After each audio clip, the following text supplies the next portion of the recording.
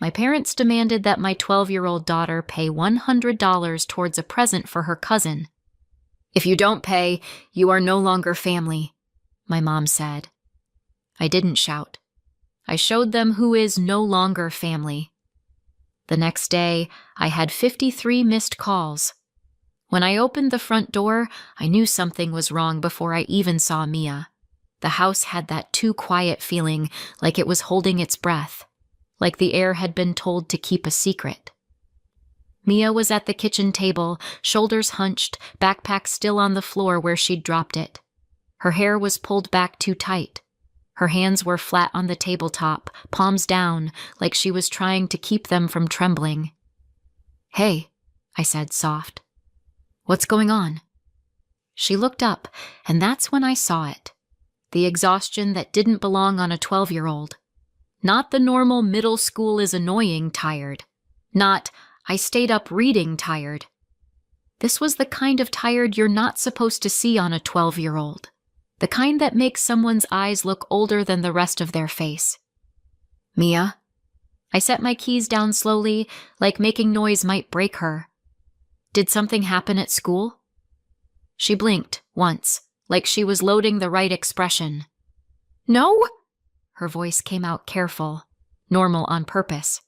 "I just worked." I frowned. "Worked?"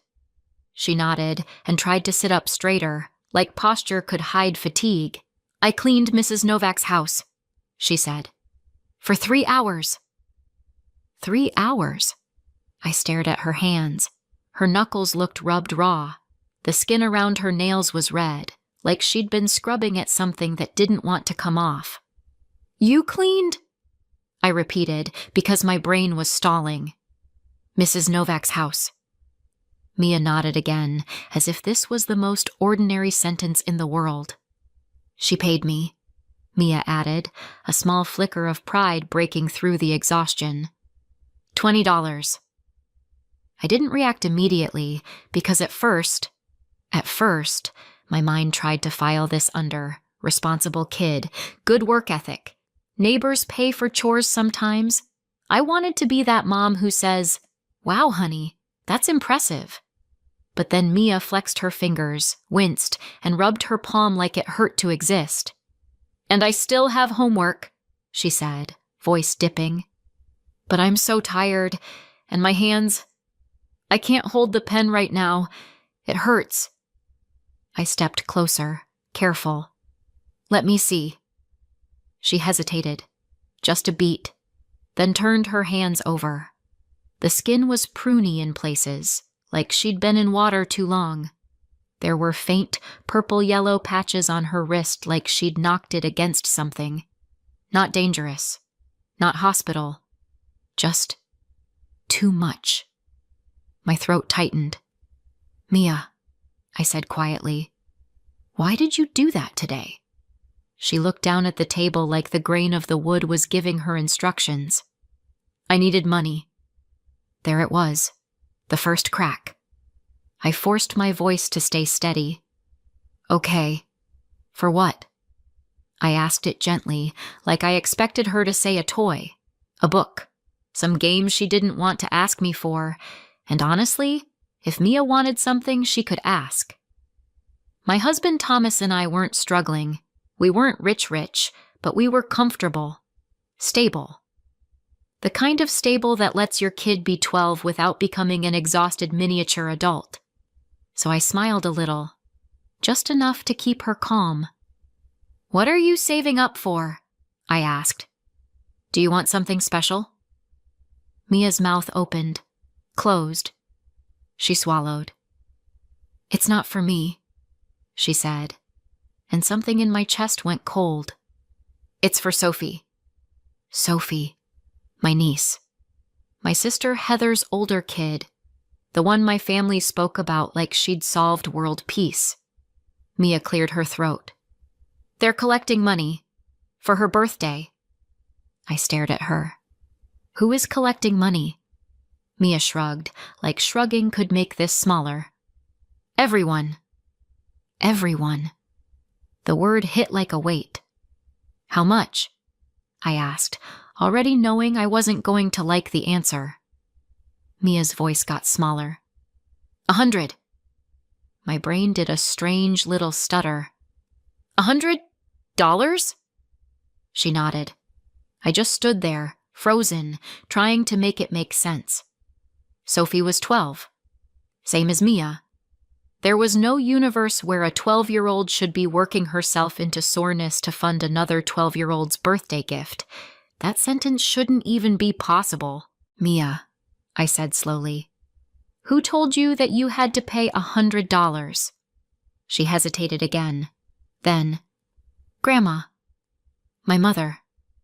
Mia said it the way you say the name of someone who decides whether you're safe. And that's when I saw it. Beyond the tiredness, the other thing. The part that didn't come from cleaning. The part that didn't come from scrubbing floors. Fear. The kind that sits behind the ribs and presses. Mia, I said, very carefully. What exactly did Grandma say? Mia's eyes got shiny. She blinked hard, like she could keep the tears inside by force. She said... Mia's voice wobbled, just once, then she clamped it down. She said if I don't pay, I'm not... family. I felt my whole body go still. What? Mia stared at the table. She said if I don't contribute, I'm no longer family. I didn't move. I didn't breathe, because my brain was trying to reject it. Like it was an email phishing scam and my mind was highlighting the obvious red flags. That's ridiculous. That's not real. That's not something a grandmother says to a child. But Mia's hands were still red. Mia's eyes were still wet. And Mia looked like she'd believed it. Are you sure you understood her right? I heard myself ask, because denial is a powerful drug. Mia nodded quickly. Yes.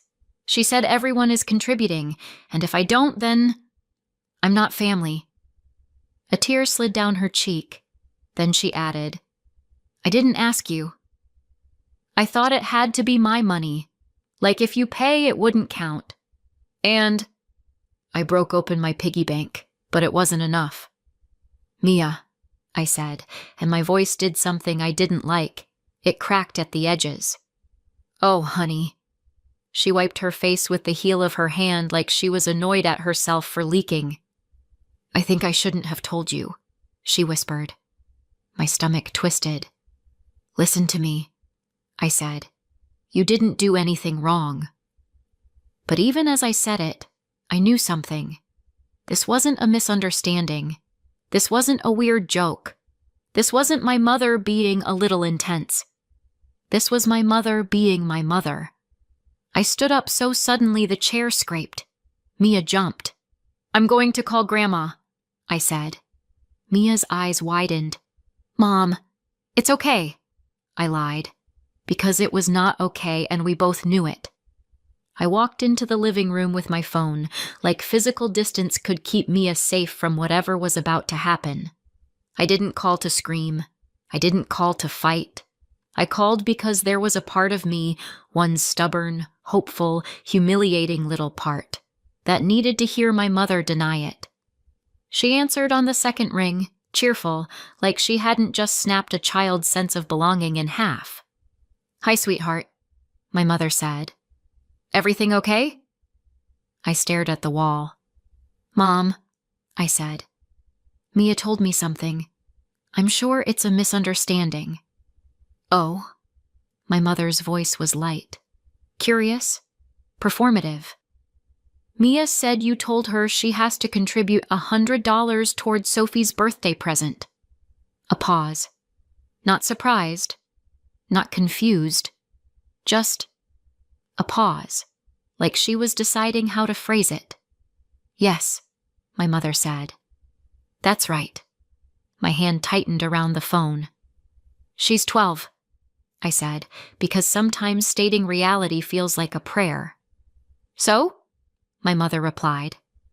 12-year-olds can work. They can learn. My pulse thudded in my ears. And, I said slowly, Did you tell her that if she doesn't pay, she's no longer family? My mother didn't miss a beat. Yes, she said, calm as tap water. Because she needs to learn what it means to support family, financial obligation, values. Values, like Mia's sore hands were a lesson plan. I stood there, staring at nothing, feeling something inside me go quiet. Not angry, not explosive. Quiet, like a door closing. Okay, I heard myself say. What? My mother asked, suspicious now because okay is not the response she likes. I have to go, I said. Eleanor.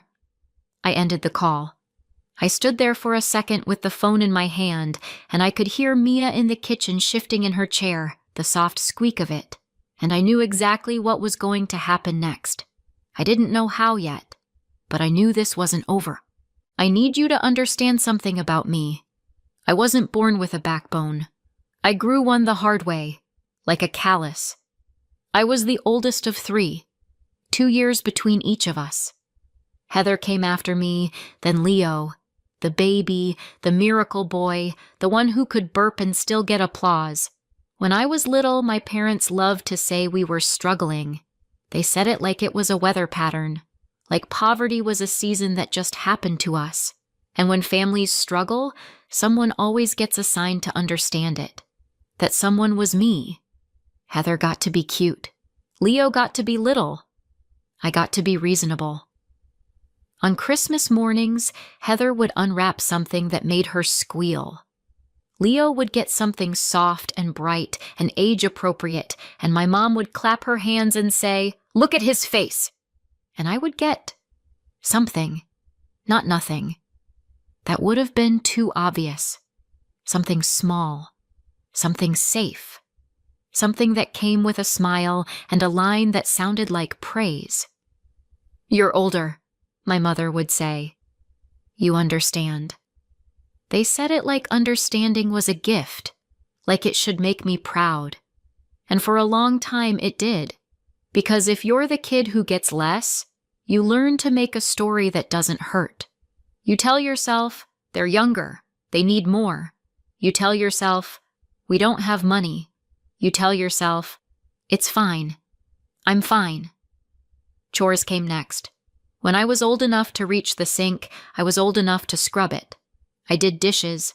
I folded laundry. I cleaned, i.e., helped. Heather was too busy with school.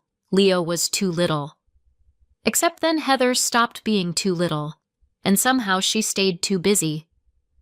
By the time Heather was the age I'd been when I started doing half the house, she still had the kind of chores that were optional, the kind you could forget without consequences. I had the kind that became my personality. "You're the responsible one," an adult would say, like responsibility was a crown and not a chain. And I believed them, because again, rigged game. But I didn't know it was rigged yet. I was 12 when I started working, dog walking, small cleaning jobs, odd little things neighbors paid kids for because it made them feel like they were helping. My parents loved it. Not in a "we're proud of you" way, in a "this is useful" way. They called me independent, mature, a helper. And what happened to the money? It didn't become mine. It went where family money goes when you're the oldest, into the household. Groceries, bills. We need it this week. Just until payday. You understand, right? I understood. I always understood. When Heather and Leo got old enough to work, they didn't. Not once. Not even for fun money. And do you know what I told myself? Not favoritism. I told myself, we must be doing better now, because imagining your parents are unfair is like imagining the floor might vanish. You'd rather keep walking and pretend you don't feel it wobble.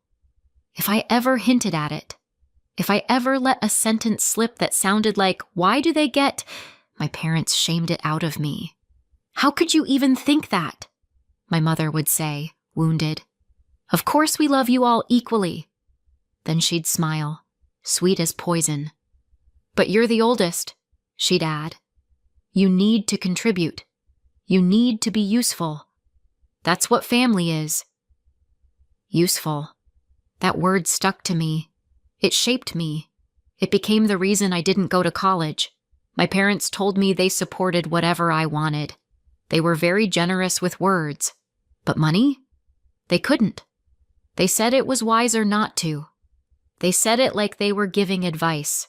I looked at the costs and the lack of support and felt that heavy, practical certainty. There's no way. So I went straight to work after school. I started low. I climbed anyway. I didn't get the college experience. I got the pay rent and don't die experience. I worked hard. I got promoted. I became reliable. Eventually, I ended up in management. Stable, decent income. The kind of job that makes your parents proud when they can brag about it. And then Heather went to college. And Leo. There was money then. Not huge, not lavish, but enough. Enough that they could go. When I asked about it, careful, casual, pretending I didn't care, my parents gave me the same story. It was a few years later, they said. We were doing a little better. And then the line that always finished the conversation, "You're the oldest. You have to understand." Heather studied something arts-related. She changed majors. She got married. Had 2 kids. Money was always a problem, always just out of reach. Leo graduated and then went traveling. I remember hearing about it and thinking, where did he get the money? I also remember the way my parents' voices sounded when they talked about it. He needed it. He was finding himself. It was important for his life. So they helped him. And by then, I was the only one with a truly stable income. Thomas and I built a solid life. We worked for it. We budgeted. We planned. We didn't treat other people's money like a backup plan. My parents retired. And the family story shifted smoothly into the next chapter. Eleanor contributes. I sent money. Regularly. Helped with mortgage gaps. Bills. Emergencies. Little monthly transfers that became background noise. And it was treated like normal. Like air. Like gravity. Then Heather's kids became the center of everything. Sophie, the golden child, got gifts that made my jaw tighten. Not because I wanted Sophie to have less, because my parents would call me to say they couldn't afford something, and then 2 days later, they'd be squealing about a gift they couldn't resist buying for Sophie. We just couldn't help ourselves. They'd laugh. And Mia? Mia got budget gifts and familiar explanations.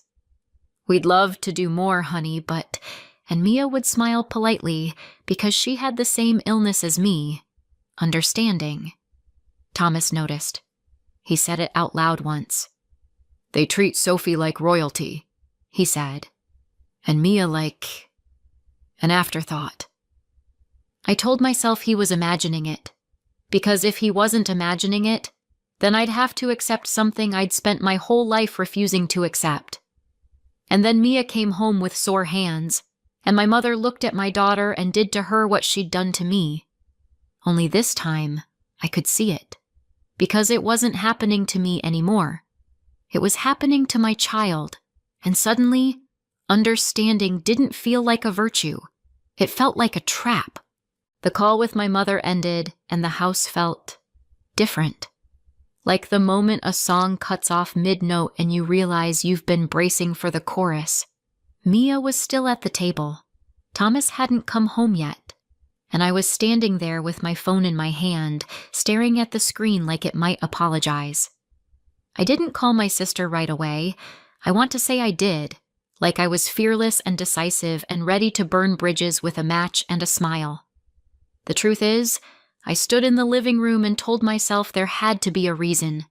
There always is. That's what people like me do.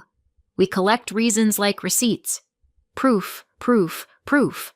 So we're allowed to finally stop. Then I thought, Heather. And the weird thing is, I wasn't even calling to fight. I was calling because I needed clarity. Did my sister know they were shaking down a 12-year-old? Heather picked up like she'd been waiting. "Hey," she said, bright. I stared at my wall again. My walls have heard a lot. "Did you know," I said, keeping my voice flat, "that Mia was asked to contribute $100 towards Sophie's birthday gift?" Heather didn't hesitate. "Oh, yeah." Just, yeah. Like I'd asked if she knew it was raining. I swallowed. "Heather, she's 12. Heather sighed, already annoyed. "Eleanor, listen. It's for something big." "What?" I said slowly. "Is something big?" Heather's voice warmed up, like she couldn't wait to talk about it. "It's a horse camp," she said. "It's offered through school, like an optional thing. Sophie's best friends are going. She's been talking about it forever." A horse camp. Of course it was a horse camp. The kind of thing that costs a lot and makes everyone act like it's more important than it actually is. "How much?" I asked. Heather said it like it was obvious. "Tuition is $900. $900? I blinked hard. "So," I said, very calmly, "you're collecting money so your 12-year-old can go to a horse camp. And you decided my 12-year-old should help pay for it." Heather made a sound like I was being difficult, like I was refusing to join a group project. "Come on," she said. "It's only $100. "Only $100. I let the silence sit. Just a beat. Heather filled it with a little laugh that tried to sound light. "And I mean," she added, "I knew she's doing jobs now, so she has an income." My jaw tightened. I could hear Mia in the kitchen moving her pencil around, trying to pretend she wasn't listening. Heather continued, and her voice got that tone, half compliment, half expectation. "She's just like you were. Responsible," Heather said. "I thought you'd be proud." I felt something in my chest settle into place. Not rage. Not shock. Recognition. "No," I said. Heather paused. "No what?" "No," I repeated, clearer. "My daughter isn't paying for Sophie's trip." "It's not a trip," Heather snapped. "It's a camp." "Oh, sorry," I said, dry. "My bad. My 12-year-old isn't paying for your 12-year-old's $900 horse camp." Heather exhaled sharply. "God, you're so dramatic." I didn't raise my voice. I didn't argue the way we used to argue as kids, where you try to win by outlasting the other person. I just said, "We're not contributing." Heather's tone shifted, slightly colder. "Fine. It's your choice. But supporting family is a good thing, Eleanor. You know that." And there it was again. Family. Obligation. Contribution. The same song. Different verse. "I have to go," I said. Heather scoffed. "Whatever." I ended the call. I stood there for a second, phone still in my hand, and I felt empty. Not sad. Empty like you finally stop carrying something and your arms don't know what to do. Then I went to my computer, not because I'd planned it, because my body moved before my fear could argue. My banking app opened with that cheerful, neutral design, soft colors, friendly fonts, like it wasn't about to become a crime scene. I clicked into recurring payments, and there they were. Little lines, little labels, little normal things that had been siphoning off my life. Standing transfer, mom and dad mortgage, $450 per month. Standing transfer, Heather mortgage top-up, $300 per month. Monthly transfer, Heather kids, $75 per month. Monthly transfer, Leo support, $100 per month. Family utilities help, $60 per month. I stared. Because when you see it all in one place, it stops being helping. It starts being a system. I clicked the first one. Cancel. Confirm. The screen asked if I was sure, in that polite tone apps use when they're about to change your life. Yes. Cancel. Confirm. One after another. It should have felt scary. It felt clean. Then I handled the access issue. The little ways my sister and brother had been able to treat my money like a shared resource. I revoked it. Removed it. Shut it down. No announcement. No warning. Just consequences. I didn't even realize I was holding my breath until the last confirmation screen disappeared and my lungs remembered how to work. I leaned back and laughed once. Quiet. Disbelieving. Not because it was funny, because it was absurd. Because I'd been doing this for so long I'd forgotten I could stop. The front door opened an hour later. Thomas walked in, tie loosened, face tired. He paused when he saw me at the computer. "What are you doing?" he asked. I turned to him, and my voice came out steady. "I'm taking back control of my life." Thomas stared at me for a second. Then his shoulders dropped like he'd been waiting years for those words. He didn't cheer. He didn't tell me I told you so. He just nodded once. "Okay," he said. "I'm here." Mia appeared in the doorway like she'd been hovering. She held a little envelope in her hands, crumpled bills and coins inside. "I counted," she said quickly. "I have $90 now. Even with the 20, I still don't have 100. I just need 10. My stomach clenched. Mia's voice got brighter, like she was trying to sell me on the plan. "I'm gonna go ask Mrs. Novak if she needs anything else cleaned," she said. "Just a few more hours, then I'll have it." She said it like it was normal, like it was reasonable, like it was her job to buy her place in the family. I reached into my pocket and pulled out a $10 bill. I didn't make a speech. I didn't ask if she wanted it. I just placed it in her hand. Mia blinked at it, confused. "Mom?" Then I held her gaze. "You're not going," I said. Mia frowned. "What do you mean, I'm not going?" "You're not paying," I said, clear. "You're not going, and we're not paying them a penny." Mia's face shifted, confusion to panic in real time. "But Grandma said..." Her voice shook. "Grandma said if I don't pay..." She stopped mid-sentence, as if saying it out loud was painful to her. I crouched so I was eye level with her. "Mia," I said, low and steady, "listen to me. You don't pay for love. You don't pay for approval. If someone tells you your place in the family costs money, then that's not love. That's a transaction." Mia stared at me like she was trying to learn a new language. "If they want you," I continued, "they want you because you're you, not because you scraped together $100. Mia's fingers tightened around the 10. "But what if they don't?" she whispered. I swallowed. "Then that hurts. And it's not your fault. And we don't chase people who treat you like that." Mia's eyes filled again. "Everyone's going to be mad." "Let them," I said, and my voice didn't shake. "If their love comes with a price tag, then it's not love, and you're not buying it." Mia stared down at the bill. "Why did you give me the 10? She asked, small. "Because I want you to have it," I said. "It's yours. You can spend it on yourself. And because you don't need to work yourself sick to keep adults happy." Behind her, Thomas didn't speak. He just stood there, solid, present, like a wall at my back. I opened my phone and went to the family group chat, the one full of party chatter and emojis and people pretending everything was normal. My fingers hovered for 1 second. Then I typed. I posted a clear message. Mia would not attend Sophie's birthday party because she was asked to pay $100 towards Sophie's present, and I do not allow that. We would not be coming.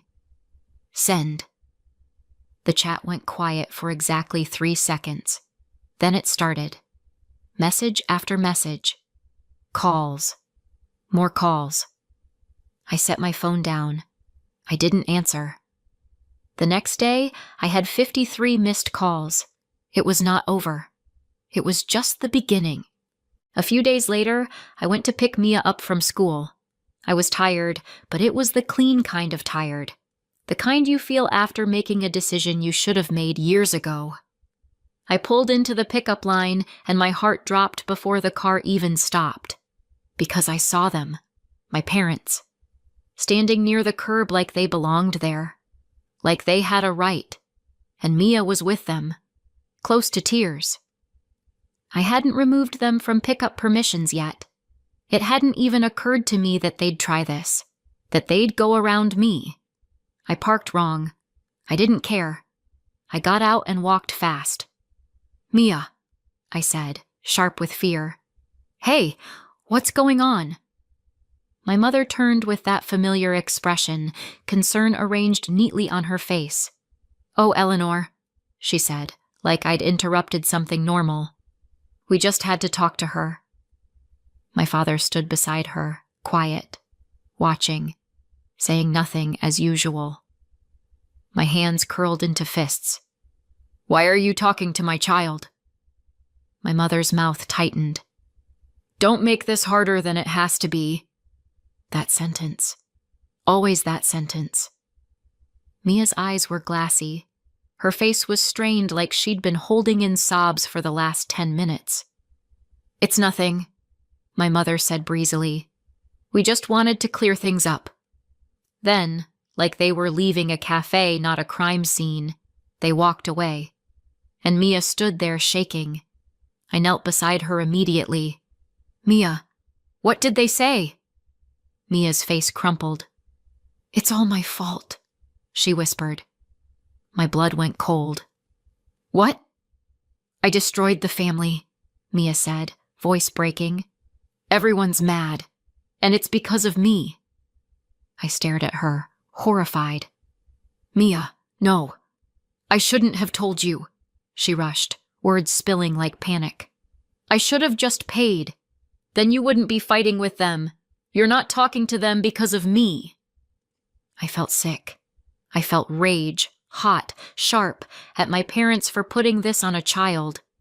And worse than the rage was the realization. It had worked. They'd found the one pressure point that could still move me. "Mia."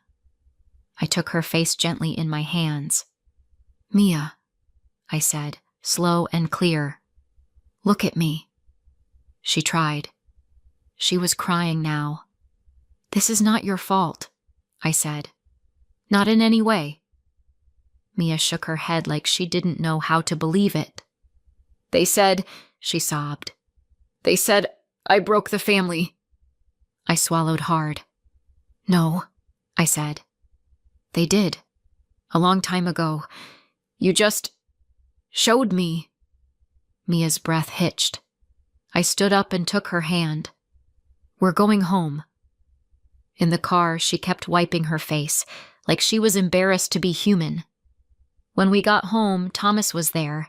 He saw Mia's face and his expression changed instantly. "What happened?" he asked. I didn't answer right away. I shut the door behind us with a careful click. Then I said, "They cornered her at school." Thomas's jaw tightened. We sat with Mia at the kitchen table, the same table where this started, and we did something I should have done sooner. We told her the truth. Not in a dramatic speech. Not in a lecture. In a way a child could carry. "Mia," I said, "relationships aren't supposed to feel like this. Love isn't supposed to come with threats." Thomas leaned forward. "Grown-ups don't get to blame kids for grown-up choices." Mia's voice was small. "But they're family." I nodded. "They're related to us. That's not the same thing." And in that moment, I made the decision that changed everything. It wasn't just money anymore. It wasn't just a boundary. It was safety. They didn't get access to my child. Not ever again. A few weeks passed. I removed my parents from every pickup list, every contact list. I took every administrative step required to make sure they couldn't do an end run around me again. It wasn't dramatic. It was paperwork. Then, a few weeks later, the doorbell rang. I looked through the peephole, and there they were, my parents, and Heather. They stood on my porch like a committee that had come to audit my boundaries. Thomas moved in behind me, quiet, solid, the human version of don't try it. I opened the door. My mother smiled first. She always smiled first. Like if she smiled fast enough, she could skip the part where she'd done something wrong. "We're willing to let this go," she said. Heather nodded, like she was signing off on a budget. "Yeah. Mom says you're still upset about the $100 thing." "The $100 thing," I repeated. My mother waved a hand. "It was a misunderstanding." Heather snorted. "Not even. Just a bad idea." "Fine. We hear you." That was their apology. A shrug wearing lipstick. My father stared past my shoulder into my house, like he was checking whether the lights were still on, like my home had always belonged to him a little. My mother took a breath, and her tone shifted into the real reason they'd come. "Okay," she said, bright. "So, we can put this behind us and go back to normal." Normal. There it was again. Normal. "I pay. You pretend." Heather's voice went tight, urgent. "Because I'm behind, Eleanor, and Mom and Dad are stressed. This isn't cute anymore." I didn't move.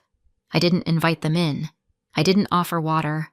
I just let the porch air do its job. "No," I said. My mother blinked, offended by the concept. "No. What?" "No to normal," I said. "No to payments. No to you showing up here like this is a negotiation." Heather laughed once, sharp and humorless. "Are you seriously punishing everyone because Mom said something stupid?" I looked at her. "Heather, your definition of punishment is me not funding your life." My father finally spoke, soft and aggrieved. "We're family." "Yeah," I said. "That's the problem. You keep saying family and hearing ATM." My mother's smile cracked. "Eleanor, don't be nasty." I tilted my head. "I'm not being nasty. I'm being accurate." Heather lifted her chin. "You make more than me. You can help. You've always helped." "And you've always taken," I said. "No heat. Just truth." Heather's eyes narrowed. "Excuse me?" I pointed with my chin, not my hand, small, controlled. "When I was 12, I worked. I handed my money over. You didn't. Leo didn't. You all called it being the oldest when it was me, and being young when it was you." My mother's mouth tightened. "We did our best." "You did what was convenient," I said. "Then you got older, and you called it values." My father's jaw flexed like he wanted to argue, but he didn't have a clean place to stand. Heather tried anyway. "This is selfish. Sophie needs that camp," I cut in gently, which somehow made it sharper. "No, Sophie wants that camp. Mia needs her family not to treat her like a bill collector." Heather's face went red. "Oh my God, you're acting like we asked her to sell an organ." "You asked her to sell her peace," I said. "For a horse camp." Silence landed. Not dramatic, not cinematic. Just the moment where the math finally showed on their faces. My mother tried to regroup. Fine. Mia shouldn't pay. You're right. Happy?" I waited, because that wasn't the point, and they knew it. My father cleared his throat. "So, what do you want?" There it was, finally honest. "What do you want so we can get the money back?" "I want you off my daughter," I said. "Forever." My mother stiffened. "We are her grandparents." "And you used that to make her cry at school," I said. "So no, you don't get that title anymore. Not in practice." Heather took a step forward, voice sharpening. "You can't keep her from us." Thomas moved, just a half step closer behind me. Not threatening, just present. A reminder that I wasn't alone. I looked at Heather. "Watch me." Heather opened her mouth, then closed it. My mother tried for wounded. "After everything..." I didn't let her build the speech. "After everything, I learned something important." I turned my head slightly, not taking my eyes off them. "Mia," I called. Mia appeared in the hallway, small and tense like she expected lightning. Thomas shifted closer to her, still not touching, just anchoring. My mother's voice snapped. "Eleanor, don't drag her into this." I kept my tone level. "I'm not dragging her. You already did." Mia's eyes flicked to my parents, to Heather, then back to me. I took a breath. One. And delivered it clean. "She's a child. You don't get to put your problems on her, and you don't get to use her to reach me." Mia's shoulders dropped a fraction, like her body understood safety before her brain did. Heather's face went pale in a way that made her look younger, smaller. My father stared at the porch boards like they might open up and swallow him. My mother's mouth worked, open, close, like she was searching for a word that wasn't ugly. She didn't find one. Heather recovered first, because she always did. "This is unbelievable." I nodded once. "Yeah, it is." My mother's voice went flat, icy. "Fine." They turned and walked away with the stiff dignity of people who'd tried nothing and were all out of ideas. I watched them reach the driveway. Then I closed the door. Click! And that was it. No speech, no debate, no encore. Just the sound of an ending that didn't need their permission. 6 months later. Still no contact. I don't hear from them directly, because I don't answer, but somehow I still get updates from relatives who don't want to get involved. They always say that right before getting fully involved. Leo's travel ended early. Apparently, self-discovery has a return policy when the money runs out. Heather picked up longer hours and now looks permanently offended by reality. She complains a lot. Which is fair. Paying your own bills is a bold new experience. My parents are selling the house. They're calling it downsizing and going cozy. Sure, cozy is one word for we can't afford this anymore. Meanwhile, our home is easy, quiet, light. Mia doesn't come home with sore hands. I don't wake up to guilt. Our money stays in our life. And we're going places. Actual trips. Not apologies, not negotiations. Just us. So what do you think? Did I go too far or not far enough? Let me know in the comments and subscribe for more.